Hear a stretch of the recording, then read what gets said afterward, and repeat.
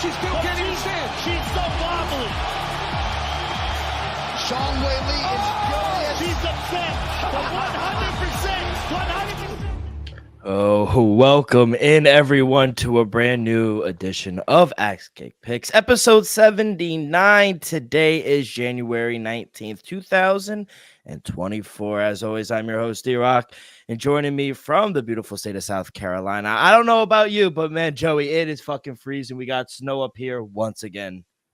Hey man, no snow down here whatsoever. So I'm not bad on elements like yourself, but man, a lot in store, a lot going on in the combat sports world. You know, one Friday Fights 48 was exciting this morning.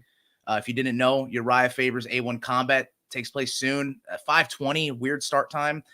Chris Cyborg, she headlines WFC 163 in her return to boxing. I mean, the GOAT is out here doing side missions, my brother. And Akihiko Honda's Tekken promotion will not only have its 10th Who's Next dynamic glove, but I got a little something for you at 10 seconds left that he's also throwing on Tuesday of next week. So I'll mention that when we get there.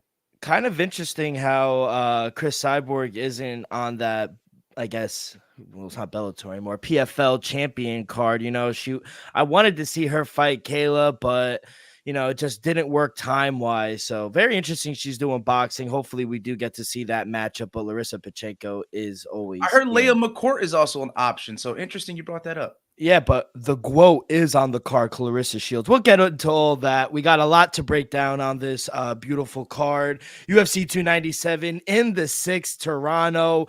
We'll recap UFC Vegas 84. Big win for Magomed Ankalaev. We got some MMA news, and then, like Joe said, he'll end it in 10 seconds left over in Poland. But, Joe, let's talk about last week, UFC Vegas 84. We'll start in the main event, Magomed Ankalaev. What a performance he put on. He gets the knockout of Johnny Walker 2 minutes and 42 seconds into the second round.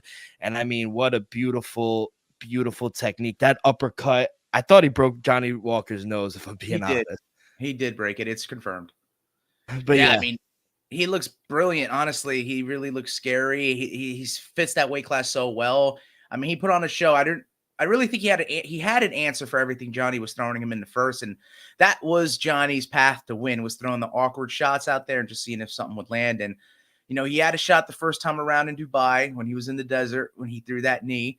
He got right up into his face, and he came close a couple times, but I think, you know, Ankalaev, he was on top of everything. I think he had a great game plan going in, and he capitalized on all the mistakes Johnny Walker made. And, you know, on the flip, I feel for Johnny Walker. You know, like I said, I've always been a fan of him. I like his antics, his goofiness. He's very human-like, but, you know, also to the extent of being human-like, he's gotten chinned a bunch of times, and I do fear for his health. So, you know, I want, you know, he's taking that step with SBG, and you know, getting more technical, staying away from the danger. But, I mean, then again, even with all that said, he still got hurt the way he did, man. I just don't want to see Johnny Walker get any more brain trauma.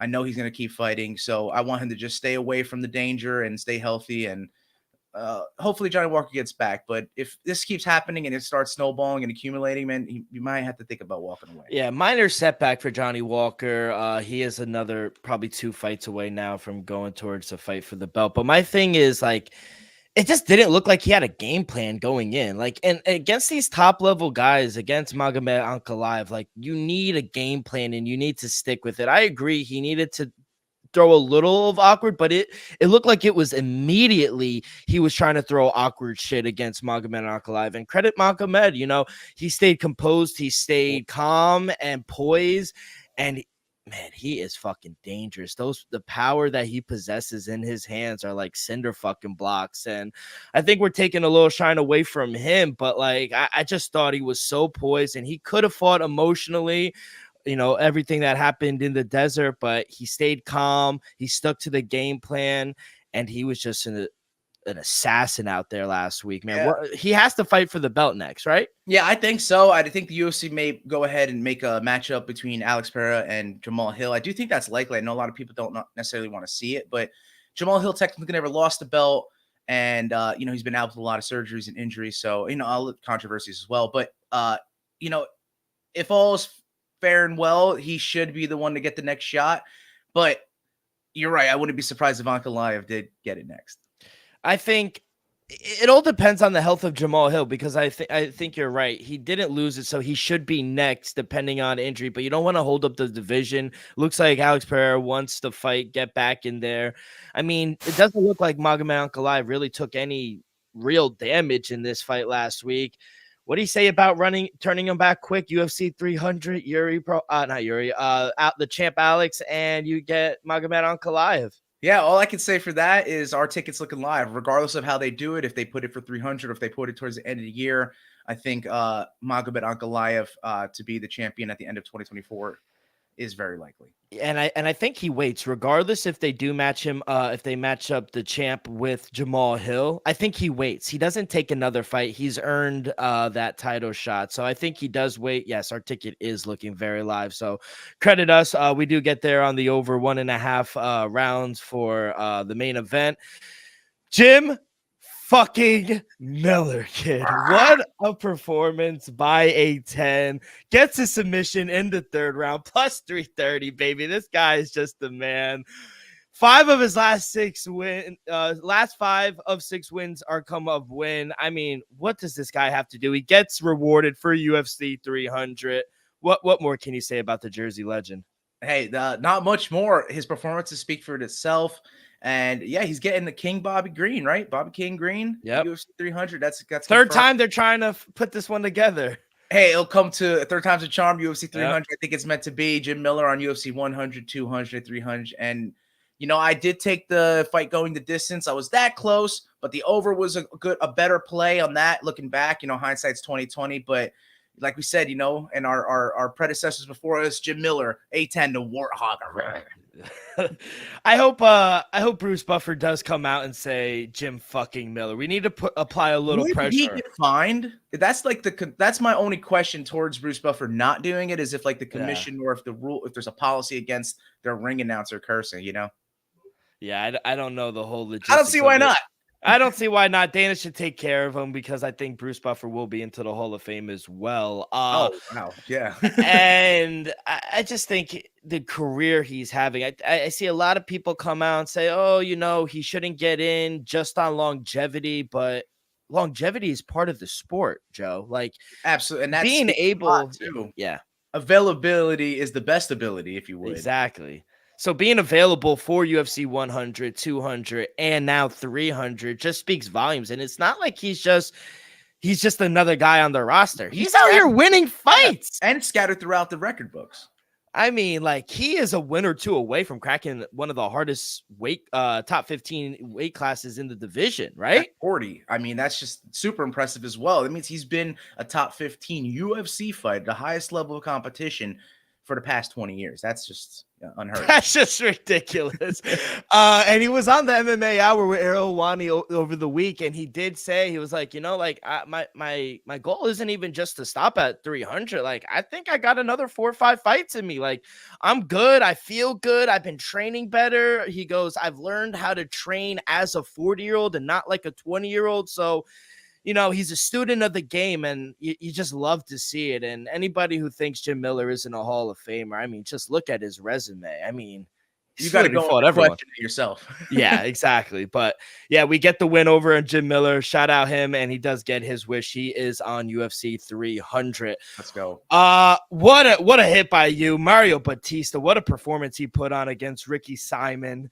I mean, that's the last time I'm betting him. Mario Batista deserves to be in the top 15. The striking that he put on was fantastic. Great hit, great call by you, Joe.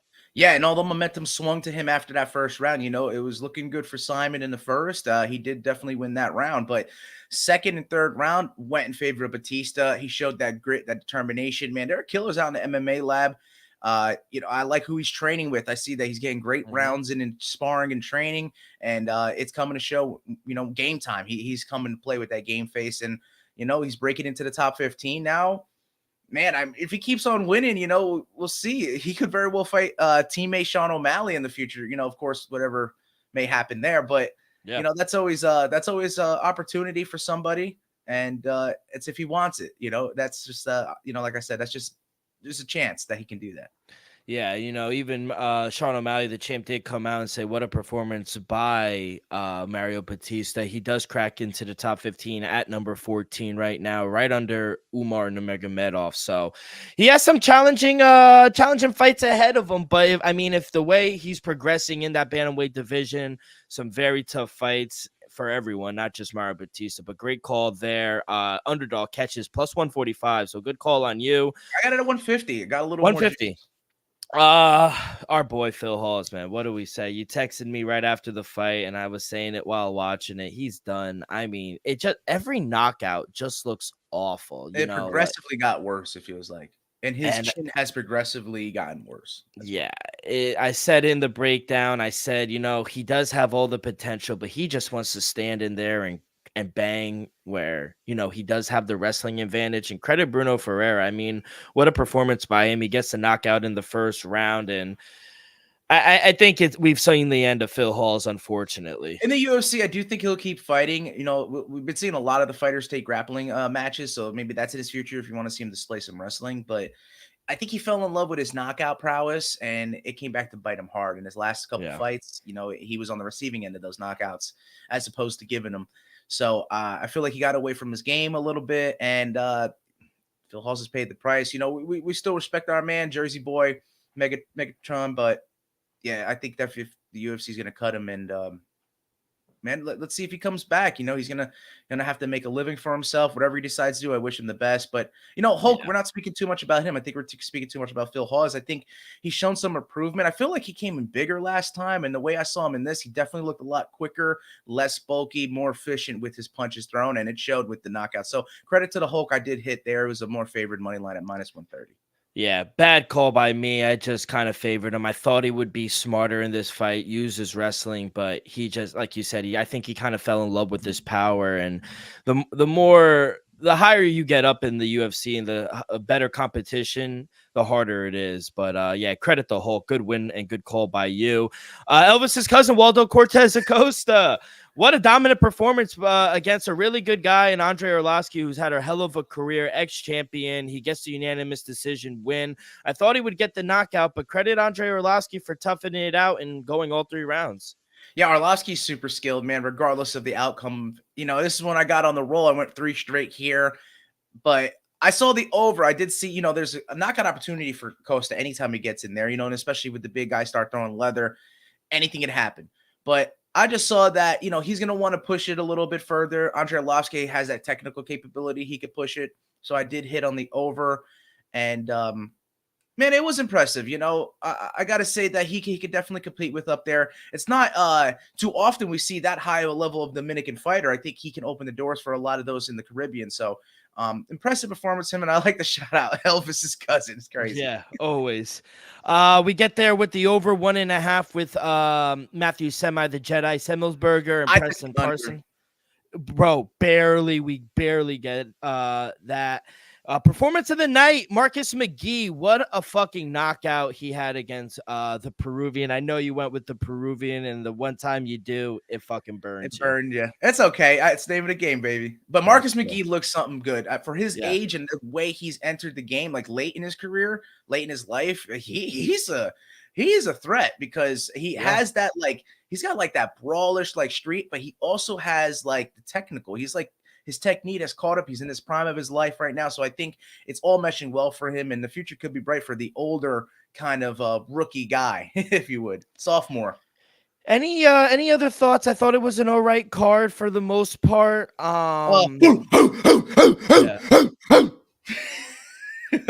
John Silva. That's the only other thing that came to mind. Joshua Van is also the truth. Yeah, no, he had a great performance as well. Overall, I go 4-3 up 2 units. I hit on the plus 330 of Jim Miller via submission, but we didn't get there with Phil Halls, Ricky Simone, or Waldo Cortez Acosta. But overall, good night. How did you end up doing, kid? Yeah, a little down night, to be honest with you. I went 3-4. If it wasn't for the little streak I went on, I wouldn't have been, pretty much even. But I didn't mention, I had that play in One Fight Night 18 that's like a couple weeks removed, and I didn't hit in that. And I think it's due to the main event getting switched around. So I just recapped it for you. I went 0-1 for that fight night, and I went 3-4 for Aegis 84. All right. Thank you so much, Joe. And before we get to UFC 297, we are brought to you by DraftKings Sportsbook, an official sports partner of the NFL playoffs, is bringing you an offer that help you make the playoffs electrifying. New customers can bet $5 on any game and get 200 instantly in bonus bets. I'll be there tomorrow at the bank. We got the Baltimore Ravens hosting the Houston Texans right now. Ravens -9.5, Texans +9.5. A lot of people love the Texans. Over 80% of the money is on the Texans. So why don't you get on the action right now? Download the DraftKings Sportsbook app. Not now, but right now, and use code AXCakePicks. New customers can bet just $5 and get 200 instantly in bonus bets only on DraftKings Sportsbook with code AXCakePicks. The crown is yours. Gambling problem, call 1-800-GAMBLER or visit www.1800gambler.net. In New York, call 877-8-HOPE-NY or text HOPE-NY 467-369. In Connecticut, help is available for problem gambling. Call 888-789-7777 or visit cpg.org. Please play responsibly on behalf of Boot Hill Casino and Resort in Kansas. 21 plus, age varies by jurisdictions, void in Ontario. Bonus bets expire 168 hours after insurance. See dkng.com/football for eligibility and deposit restrictions, terms, and responsible gaming resources. All right, Joe, we got unfortunately two guys missed weight, Roman Tavares and Malcolm Gordon. Roman Tavares forfeit 30% of his purse to his opponent, and Malcolm Gordon forfeits his 20% of his purse to Jimmy Fleck. But just off the bat, I wanted to let you know this is 2 times in a row now for Malcolm Gordon missing weight. He might have to get moved up to 135. The UFC might make him. They won't trust him to make 125 after this. So he might need to win so he can keep his place. But if, Jimmy Flick wins, man, he might very well be forced to move up a weight class. And if you didn't see, Priscilla Cachoeira also missed weight by about 5 pounds. And Jasmine Jasudavicius is game. She accepted it. She said, let's do it at 135. So she cut her weight. 10 pounds, yeah. But she's fighting another weight class. So that's pretty crazy what's happened. She's a baller for that. I'll give her absolutely respect. I appreciate all the guys not pulling out. Then again, I don't blame last week for Matheus Nicolau for pulling out and not accepting the fight when it's that high stakes of a fight. But it seems everyone's game for the pay-per-view event. So yeah, good call on that. I forgot to mention that, and you can't blame Matheus Nicolau for that.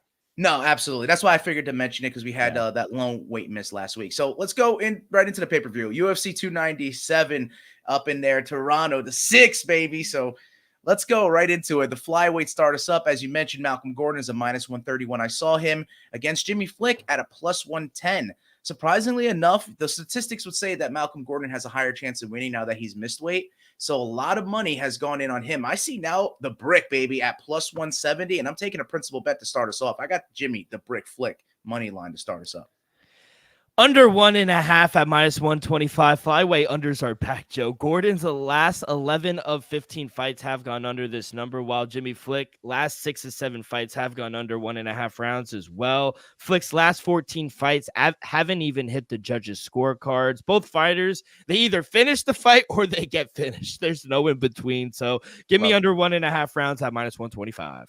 Hell yeah, great play. Let's hope that hits. And if the Jimmy Flick gets an early knockout, we're going to be celebrating. So let's go into the next one. We got the women's flyweights on center stage. This is once again what we mentioned. Jasmine Jasudavicius at -410 when I saw her taking on Priscilla Cachoeira, the zombie. I got her at +320 when I saw her. I do think Jasmine Jasudavicius, though she's going to be the smaller fighter, I do think she's a little more skilled. I do think she grinds out her wins. She has the ability to finish on the ground, and she's good enough on the feet that she don't have to worry about Priscilla Cachoeira like catching her, putting her on retreat, putting her on the back foot, and doing what she does, her zombie girl, trademark. So I got to take Jasudavicius. It's a lean for me, but I'm taking a double chance here, submission or decision at -225. And it's just a lean just to kind of get it out there. We'll go right into the welterweights, which is the fight after this one. We got it between Johan Lioness at -155, taking on Great Britain's Sam Patterson at +130. Sam Patterson had a very disappointing debut, got knocked out very easily. Lioness is actually more technical. If Sam Patterson surprised me here, like I said, I will be shocked, because I do think that Lioness at home should be favored. I think the line's right. I'm going to take him on the lean as well. Lioness money line at -148. Some money's coming in on Patterson, but I'll play it safe. Let's go into the women's straw weights after that. And the Savage, Jillian Robertson's back, man, at -230. Took it on a fan favorite, Polyana Viana, at +190. I'll give it straight up. I think Jillian Robinson's leap and bounds better on the ground. I think she'll get it done there. She's also going to break the record for most submissions in the women's strawweight history if she does. So I'll take history, and I'll take the Canadian, and I'll take her at home.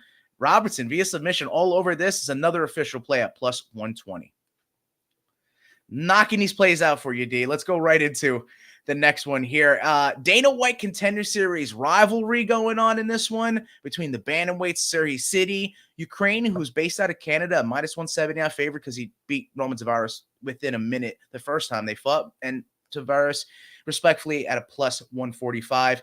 I got another lean, no official play, but I'd like the over. I don't think we're going to see another miraculous knockout happen as quick. And I think after the first round, they very well may get out of the second. Another play would be the fight to start the third round, but I'll take it safer at over 1.5 at -115. And I'll get right into the next fight. So I'll hand it over to you. The featherweights, Charles Air Jourdain -190. We saw him in Newark 288. He's back here for 297, staying active against the sniper Sean Woodson at +145. D-Rock, I've been yapping away. Go ahead. What you got in this one? Yeah, great fight here, Joe. I think Charles Jourdain, he handled that Gracie fight really well in Newark. We saw it live, and I think he does have the advantage here on the ground as well. Woodson is a good striker, but he's just a little too inconsistent for me. I just think Jourdain, there's just more ways to win for him. So give me the Canadian as my first leg. Charles Air Jourdain on the money line -205. Hey, man, and we're on the same side here. I got Air Jourdain. I saw him a -218, and he's another lean. But I got something for you. I just came out with 4 leans, and if you want to make them into a parlay, just so you can put a little bit on it and not risk much, you got a 4-leg lean parlay at +560. That was the Jazz Devicius, the Lioness, the over 1.5 between the Dana White Contender Series, and then Air Jourdain. All right, my man, let's go into the featured bout of the prelims. And we got, man, a veteran. He's making his return back after the Ultimate Fighter. Brad Katona has been everywhere, has fought everywhere, and he's looked impressive pretty much everywhere. I have him here, -192 against Garrett Armfield at +160. Now, a lot of Brad Katona's fights have gone to decision, and a lot of Garrett Armfield fights have finished inside the distance. What does that say? It says the opposite. I think Garrett Armfield is going to win. It's either he's going to win by decision or Brad Katona is going to win by knockout. I think we're going to see a little different change, but I'll go with the better fighter in my opinion.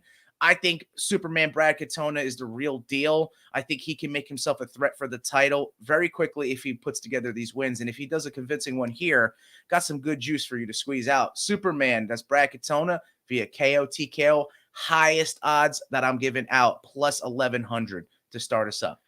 Yeah, give me the ultimate fighter, Brad Katona, baby. I think he gets it done here in Canada. He has ties to Winnipeg. Honestly, I don't think this guy should have been cut from the UFC. I know his knock, he doesn't really finish fights. He went to a war in his last fight. I think he has a lot of advantages in this fight, especially grappling and wrestling. He's smart. He has good cardio. I think he gets the win here. I put him in a parlay with Charles Air Jourdain, and I got a nice little +167 parlay. But I think it goes sprinkle a little on him. I think he's hearing all the noise, and I think he wants to go out and get a finish. I think he could get a submission win here. So okay. Little sprinkle on via submission, but I do think Brad Katona is the real deal. I'll take him as well. Totally safe bet to take him on the money line. And yes, he and Air Jourdain are both favorited, so I can see that parlay working out well. And man, if anyone's hearing this and they like my KO TKO and they like your submission, man, you can take Brad inside the distance. That's right. Yeah, exactly. Right on. So let's get into the main card of UFC 297, their first pay-per-view of the year. And we'll get it right off into the bantamweights between almighty Arnold Allen at +154. A dog, surprisingly enough. I know he's coming off a loss, but Movsar Evloev makes sense. Undefeated guy, -185. D, what are you taking in the start for the pay-per-view?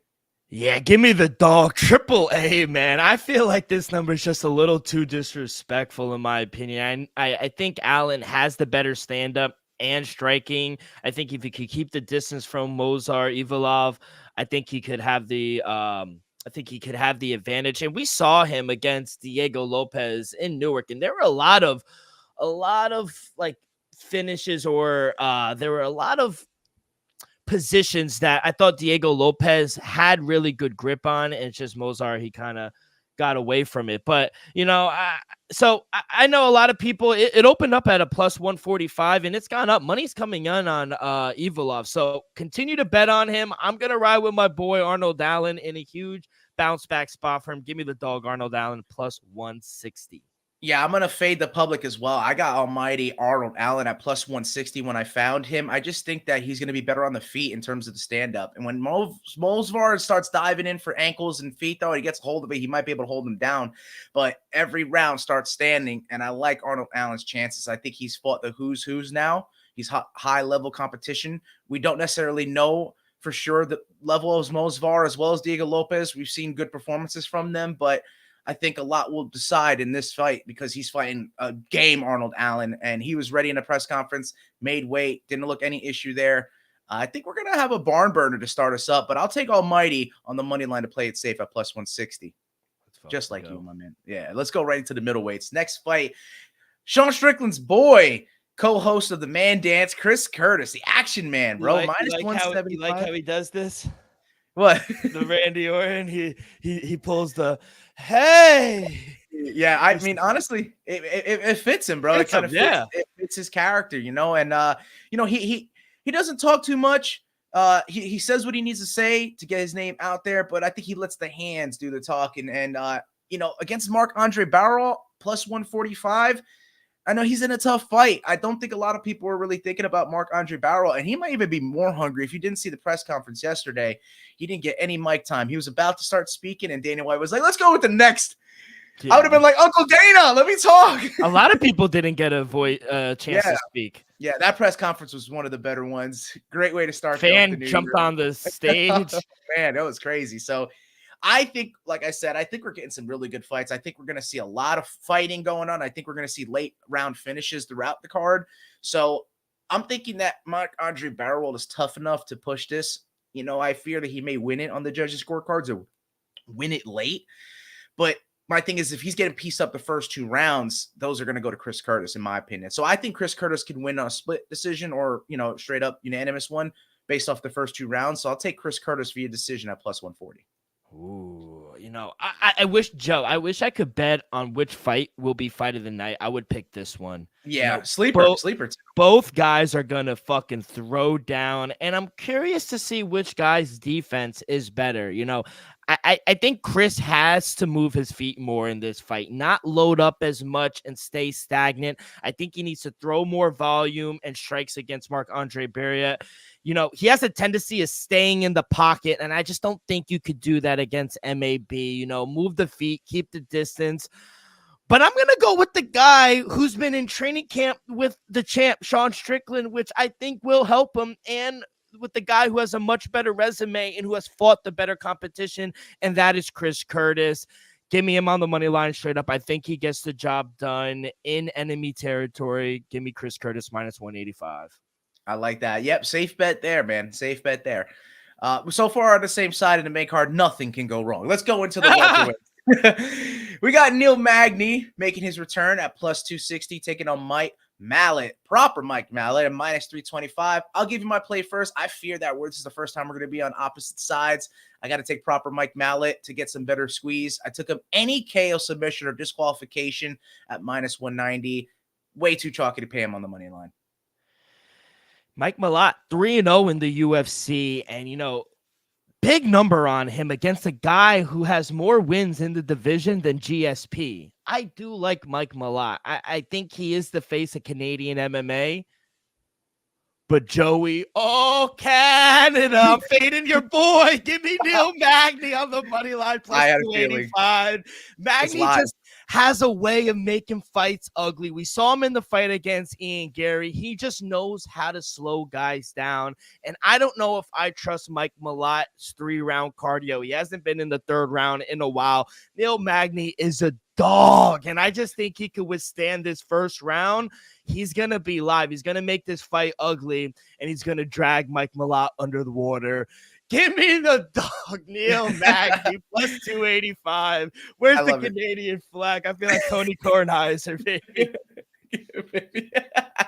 I gotta say, I respect that play. That's why I had a feeling you were gonna go Neil Magny, because that's our boy. He couldn't sun Ian Gary the first time out, but he very well is likely to sun Mike Mallet and ruin Canada's. You say he might be the face of Canadian MMA, man. It might be, if Marc-Andre Barrow gets a good win, he's on a good win streak then. And if Charles Jourdain does it, I mean, his personality speaks for itself. So he could be. I mean, lots riding on Mike Mallet. Is he ready? I think it's gonna come to show when they get into the cage, when they get locked in there. So let's go right into the co-main event of UFC 297. In the women's bantamweights, we're going to have the vacant bantamweight title on the line, and we're going to be crowning a new champion. A lot of people love Mayra Bueno Silva in the spot, minus 166, but she's taking on a game Rocky Raquel Pennington at plus 140. I'm going to go ahead and just say that I like Raquel Pennington in this spot. I know it sounds surprising to you. Mayra Bueno Silva has been more active. She's got finishes under her belt. She's beat she's beat Holly Holm, the girl that Raquel lost to twice. So you couldn't figure that puzzle out. But mind you, this was in Holly Holm's prime. I do joke about the Holly Holm main event, but I wouldn't mind seeing it in a legitimate aspect, because I do think she still is capable to show off her skills. And that's that's always fun to watch. So Raquel Pennington to me is going to be the better boxer in the spot. If she could put Mayra Bueno Silva on her back foot, I think that jab's going to be landing a lot. I don't think people are expecting that. I think Rocky's live. Like I said, who she's been in there with. I know the layoff concerns a lot of people, but man, let's not forget about Rocky in this spot, man.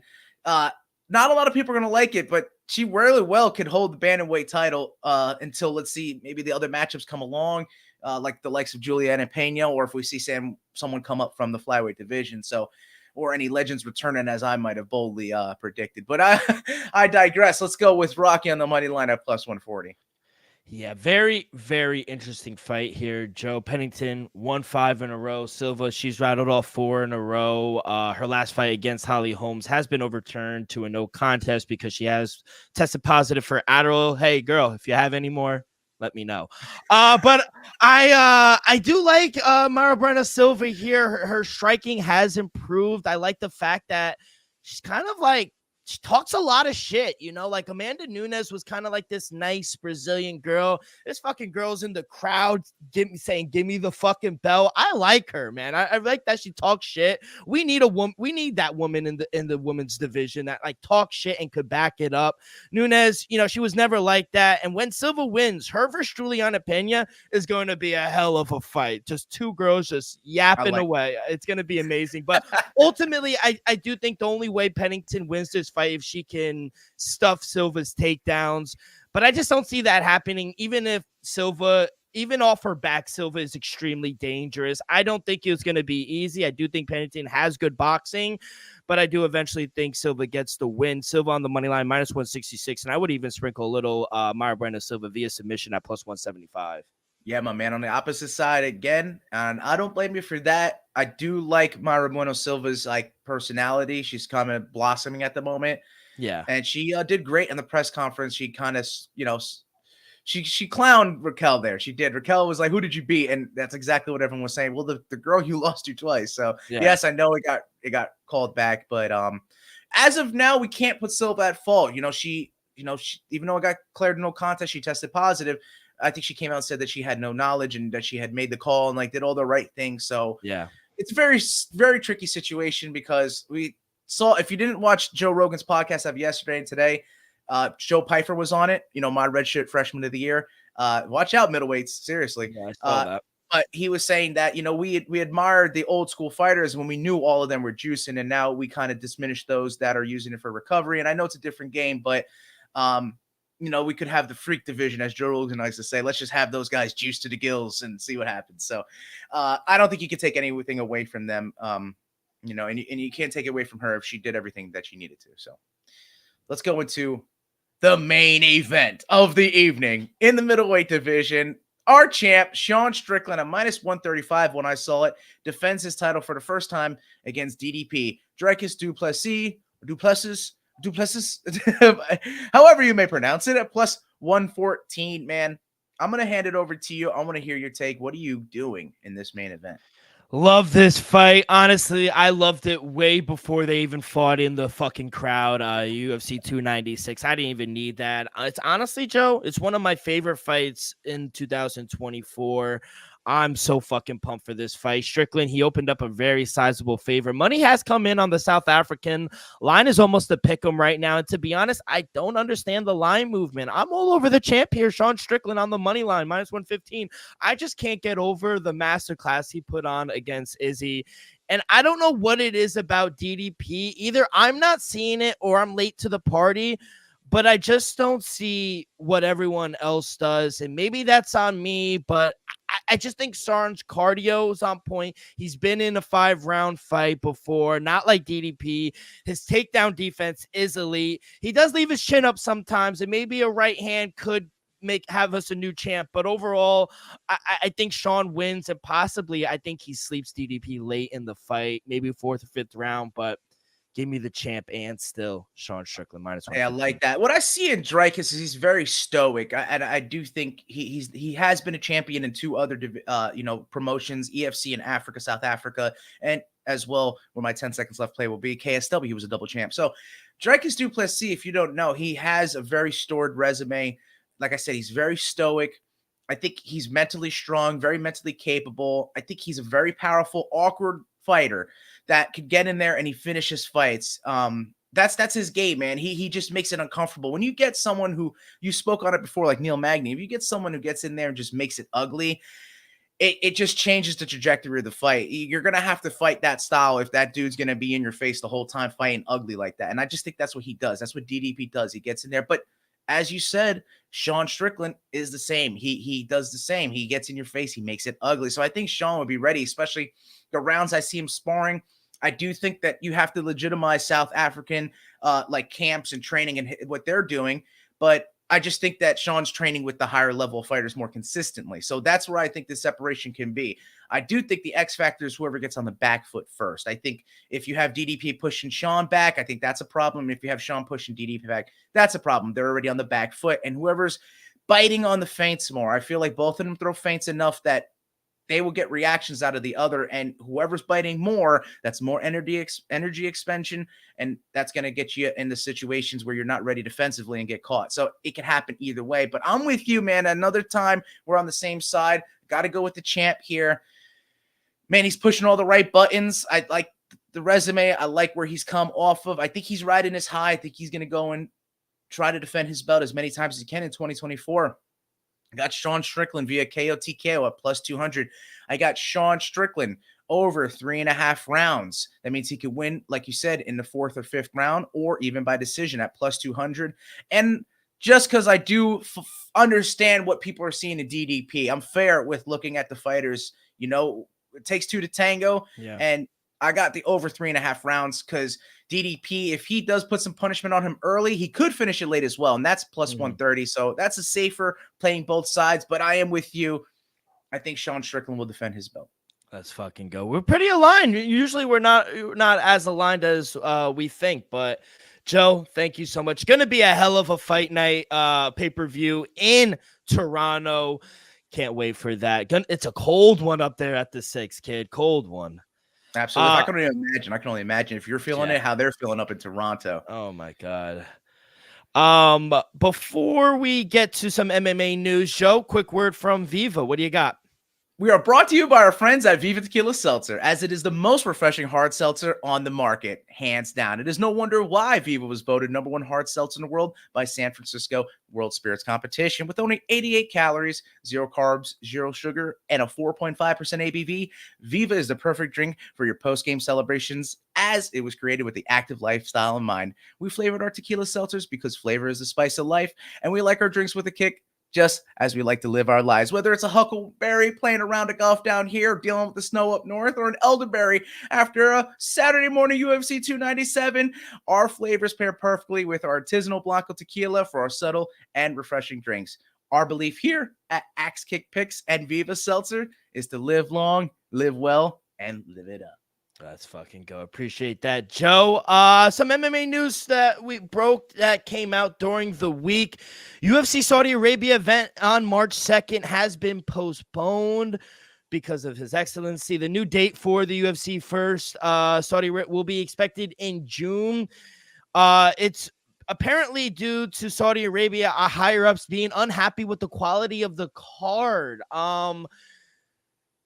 Don't be surprised if we hear Conor McGregor headline this card. And I bring that up just because Saudi Arabia is dumping millions into not just UFC, into boxing.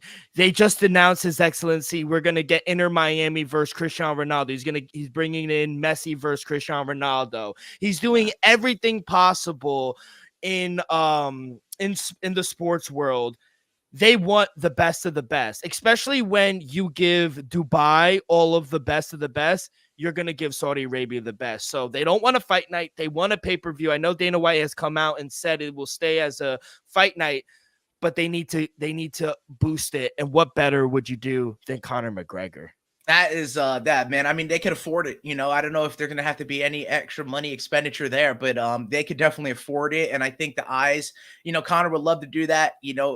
He's just printing money now. Conor can do whatever he wants. He just signed with BKFC. Forged Stout did, so they got an official drink there. I mean, it's pretty crazy. Anything could happen there. And I think if they do it in Saudi Arabia, there's a couple things. If there's like issues going on with like the southern country, Yemen right now. So I think they're going to try to avoid Jeddah and keep it in Riyadh season, as you spoke about. Mm-hmm. So maybe pushing it back also might line up better with, the political scape of everything. So that could also be a factor. But I do think he has that much pull as well. I do think he could say, hey, I don't like this. This card is weak. If I'm going to have all my people come out and I'm going to pay for them, because that's what he does, I want the quality that I can afford. So yeah, he has the right to. That March 2nd will be back at the Apex instead of Saudi Arabia. And no announced headline. No headline. They couldn't get anyone. So it's going to be in June. We talked about International Fight Week. We don't know if that's set in stone for Conor McGregor, Michael Chandler. We know he has good relationships. He goes over to the boxing events in Saudi Arabia. He has good relations with His Excellency. So I just think it makes the most sense, if I'm being honest. Put him in the headline with Michael Chandler in the UFC Saudi Arabia. That'd be fucking amazing. I'll sell out. Welcome back, Chris Barnett. He will take on Muhammad Usman, UFC Vegas 88. Get ready for the dance moves, baby. Doug, what a difference in physiques we're going to see in that one, man. Muhammad Usman, the motor, bro, he's going to be like way taller, way jacked. Hey, watch Chris Barnett win for the people, my man. Let's fucking go. Let's go. I love him, bro. To be honest, I'm rooting for Chris Barnett. He's the people's champ. Everyone fucking loves him. Big announcement though. Per Ariel Helwani broke it. PFL and Bellator Supercard. Don Davis, he did allude to it when they acquired Bellator a few months ago. It will take place in Saudi Arabia. So February 24th, the same night as UFC Mexico. I think it's a good decision, and here's why. It will start way before UFC Mexico. It's on ESPN. They don't want it to overlap. We're going to get at least 12 straight hours of fights on February 24th. The current card, heavyweight champ versus heavyweight champ, Ryan Bader versus Renan Ferreira. Middleweight champ versus middleweight champ, Johnny Eblen versus Impa Kasanganay. That's one of the ones I circled immediately. Yeah. Featherweight champs, Patricio Pitbull versus Jesus Pinedo. Welterweight champ, Jason Jackson versus Magomed Karimov. Vadim Netkov versus Bruno Capelizia. That was surprising. Yeah, lightweight, Yoel Romero. Shout out Yoel Romero taking on Thiago Santos. Our boy, friend of the show, Clay Collard taking on AJ McKee. That's the one I circled. Yeah. You got his pro debut, Biagio Ali Walsh taking on Chris Morris. The return of the GOAT, Clarissa Shields. She's also going to make her return to the MMA card. So, Joe, this fucking card is a banger. Elbows are legal too, baby. Let's go. I'm hyped. I think throughout the card, we're going to get bangers. And, us fans, we're going to be tuned in to both promotions from beginning till end. So I can't wait for that date. Yeah, bro, it's gonna be amazing. And you don't really. The one problem I guess I do have with this card is that you have to pay for it. My thing is, I understand it's very expensive to get all of these high level guys and get them all out there to Saudi Arabia and to put on this event. And apparently it's going to be every year. So every February we're going to have a super fight like this, champ versus champ. My thing is, if you want recognition and you want eyes on the product, it has to be for free because UFC is putting on a free event that same day. Why can't you? And Don Davis went into the logistics saying it just couldn't be done. Our partners, this, that, and the third, saying it was one of the most expensive cards, yada, yada, yada. And I guess I just don't think the numbers are going to do well. If I'm No, being they're acting out of greed. They're hoping to pay out everybody through the pay-per-view points, and they're going to be let down. So they're going to be losing money once again, and they need to figure it out. I don't know what that's.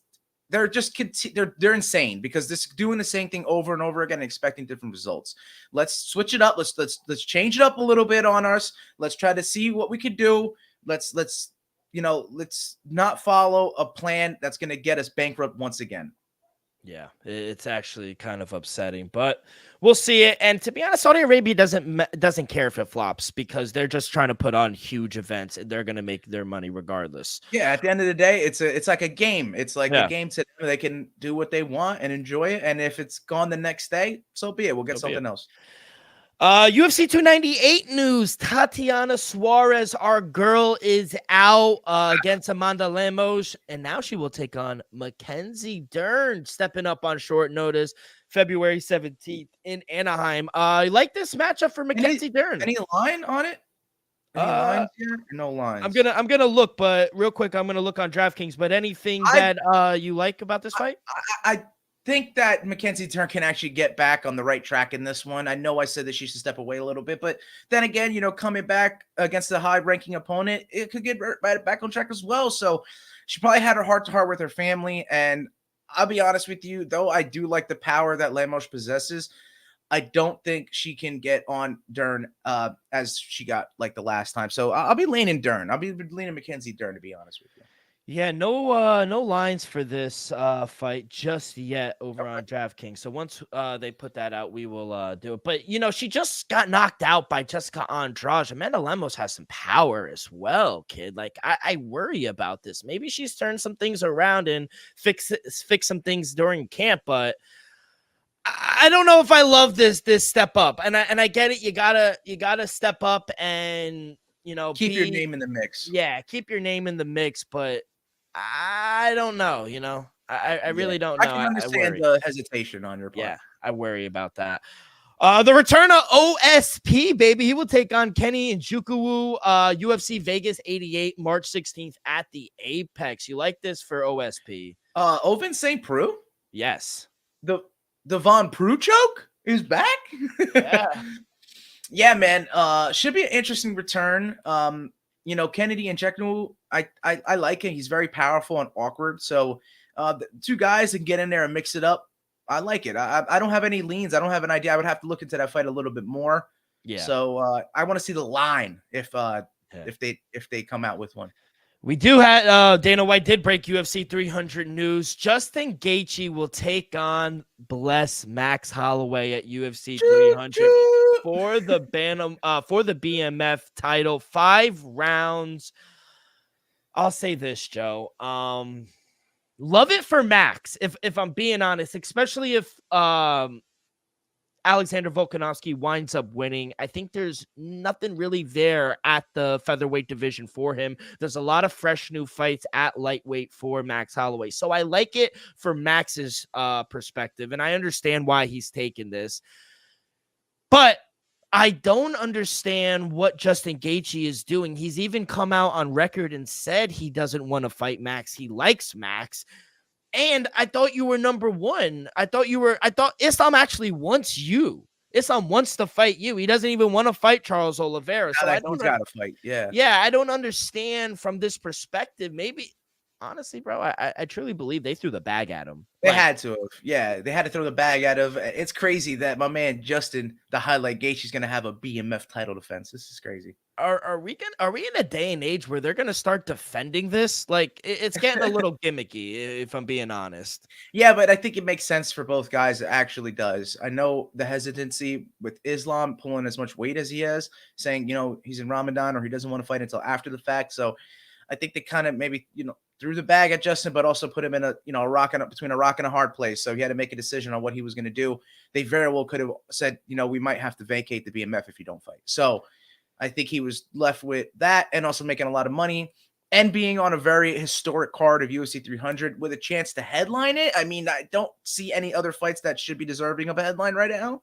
There could be something announced soon, but right now that's the headline. So headliner card. It's not Zhang Wei Li and Yan Zhenan. That's an actual title. I know, but I don't think that's the main event. No, we don't have a main event. I think it's going to be Zhang Wei Li, Yan Zhenan, and then this fight, and then we're still probably Bilal Muhammad and Leon Edwards, or Magomed Ankalaev and Alex Pereira. That would be more of a main event. See, yes. If you were to say to me in terms of what the people and what the of course, it would be that the BMF at the main event and that that's just sad. Though. That's sad though. It's sad. But this is what you did to yourself as the UFC. Yeah. You kind of shot yourself in the foot in that aspect. And I will say I think we're gonna get used to this because I think at least once a year. The BMF belt is either going to be on the line like we saw in Utah. The main event got canceled, so they needed a belt. We're going to see this be implemented more down the road, at least once or twice a year. People defend it, especially when the champ is either injured or Ramadan or whatever the case may be. Yeah. So, and to be honest, I said I understand where Max is coming from, but then again, I really don't because God forbid Ilia Topuria wins. You are right. You're next. You're next. You're next. I like that they're fighting close to each other. I just don't know, Joe. I love it. Sign me up. It's Justin Gaethje and fucking Max Holloway, 2 Hall of Famers. Everyone wants to see him. So put on some of the most exciting fights ever. Yeah. It's gonna. I love the fight. It's just I don't get it realistically from both. Everything sides. Surrounding it, all the stipulations and implications. Like I mentioned, Jim Miller also, Dana White mentioned in that same video, Jim Miller will take on Bobby Green, only fighter to fight on UFC 100, 200, 300. Third time trying to book this fight. So like you said, Joe, third time is the charm. So I can't wait for that fight. Leon Murphy, the Englishman, is out. Yep. Laron, thank you. Laron Murphy is out. Touchy-feely steps in. Yes, I was just going to say, thank you. Andre Touchy-Feely does step in. Big win, knockout win last month, actually, right before the new year. He had a tough year, dealing with the death of his dog. So coming in now and taking on 50K, good fight for him. Yeah, absolutely. Yeah, Danny Gay is always game. And Andre Touchy-Feely, man, I mean, dude, what a resurrection of his career. He's been in the UFC since the beginning. And, I mean, a win over Dan Ige. Bro, he's in the top 10. Am I wrong? Let me look at the Laron Murphy is at 14th and Dan Ige is at 13th. So he wins against Dan Ige. He's in 13th. He takes the spot. Unfortunately for Dan, if Dan loses 2 straight, he gets knocked out of the top 15. Yeah. So very interesting fight. But Joe, that is all I have. 10 seconds left. KSW, what do you got? Heck yeah. I want to mention my record. Artur Beterbiev, Callum Smith. I went 1-0. I hit on the 7 to 12 rounds at plus 110 for Artur Beterbiev via DraftKings. And I mentioned in the intro, I got something for you guys. No play, but for the Ring Magazine WBC and WBA light flyweight title, Kenshiro Teraji fights Carlos Canizales. And in the co-main event, WBA world flyweight titles on the line between Ardo Delakian and Seigo Akul. And it'll be on Amazon Prime Tuesday at 7 a.m. So it's taking place over in Japan. Just wanted to mention that just so you can have that on your burner Tuesday in the morning. Why not? And then KSW 90 is taking place on Saturday. It'll be earlier in the day, of course. But we got Rozovec taking on Vidasovic. Got to go with the huge 6'7" Rozovec. He's also known as Hightower at minus 163. That's where I saw it. And that's what I like. That's KSW 90. And that's 10 seconds left. Joe, good luck. Let's stay hot in 10 seconds left. That segment is always profitable for you last year, and let's make 2024 another profitable year. That's going to do it for this Friday edition of Axe King Picks. On behalf of our sponsor, Viva Tequila and DraftKings Sportsbook, Joey, myself, we'll see you guys next week. We'll recap UFC 297. No UFC, but we got plenty of picks, plenty of hot takes. So please follow along our social media, X and Instagram at AxeCape Picks. You guys can find all of our episodes wherever you listen to podcasts, Apple Podcasts, Spotify, Stitcher. We go live every Friday afternoon. We delayed it a little today because of me, but usually around 1 o'clock, 1:30, we go live. So make sure you guys hit that like button, subscribe, rate, give us a review. Leave in the comments on who you be betting on this week up in UFC 297. All that good stuff really helps the show grow tremendously. So be a friend, tell a friend. Everyone, good luck on your wagers this weekend. Be safe, be well, and we will see you guys down the road. Peace.